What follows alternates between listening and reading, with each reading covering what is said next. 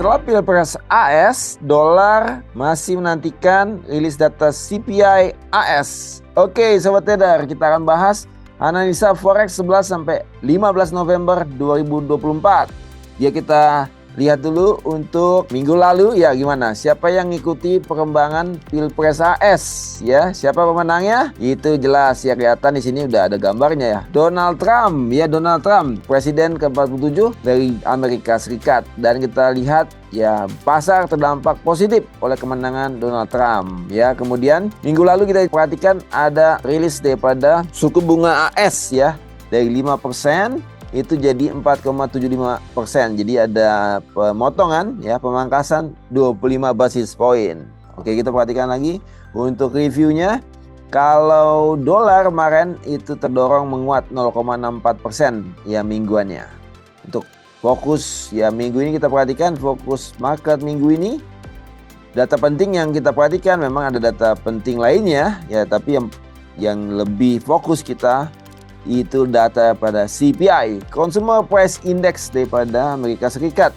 Kita perhatikan ada yang monthly-nya, ada yang yearly-nya. Memang lebih fokus kita perhatikan yang yearly-nya. Ya, previous 2,4, forecast 2,4. Ya, ini indikator inflasi Amerika Serikat. Ya, jadi kalau kita lihat berarti untuk previous 2,4 berarti inflasi AS di 2,4% ya untuk tahunannya. Ya, kalau dia mengalami penurunan, ya mengalami kenaikan, itu kita perhatikan ya. Cenderung kalau mengalami kenaikan ya, The Fed akan potong suku bunganya lagi ya. Tapi kalau turun ya, cenderung akan tetap ya untuk suku bunganya. Oke, kita perhatikan nanti perkembangannya, hasil aktualnya. Oke.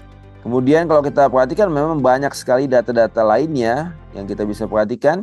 Itu ada data CPI-nya Jerman, ya ada jobs claim-nya US, PPI-nya US, Fed Chair Speak, GDP-nya Jepang ya, kemudian GDP-nya Inggris ya, kemudian core retail sales-nya US, dan retail sales-nya US itu kita perhatikan juga, itu juga data-data high impact ya. Oke, kita lanjut ya, dolar index ya, kita perhatikan akibat dari atau dampak daripada Pilpres AS lalu terlihat dolar terdorong menguat ya sampai break daripada high 104.53 dan cenderung untuk naik lagi, terlihat ya, terlihat cenderung naik ke arah 105.78 ya. Jadi dolar masih cenderung strong ya. Kita beralih ke Euro USD ya. Kalau dolar cenderung strong berarti Euro USD kebalikannya, cenderung untuk turun ya. Kita perhatikan memang cenderung ya downtrend ya, kelihatan ya.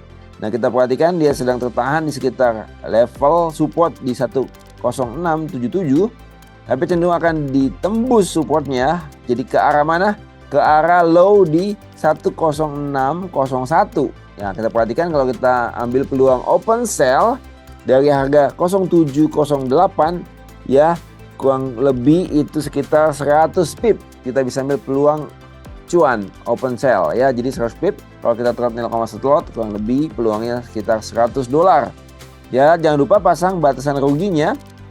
Kita bisa pasang di high daripada yang bearish candle ini ya. Kita perhatikan ini 0803, kita kasih batasan ruginya di atasnya. Oke, kita beralih ke GBP USD ya, sama dolar strong, GBP USD cenderung turun. Kita perhatikan dia tertahan, penurunannya sempat di 12868, tapi cenderung kembali akan turun pada minggu ini. Ke arah mana?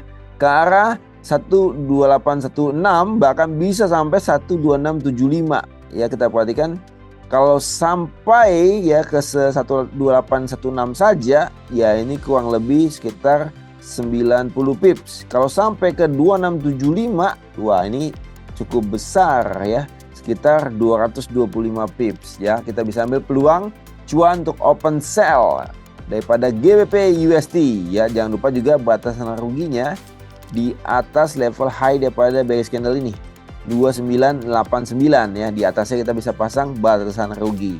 Oke, kita beralih ke GBP JPY ya. GBP JPY agak berbeda dengan GBP USD ya.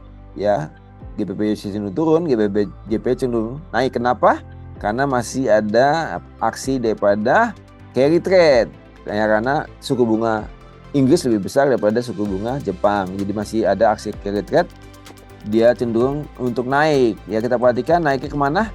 ke arah ya level-level resisten di 19845 sampai ke 19900.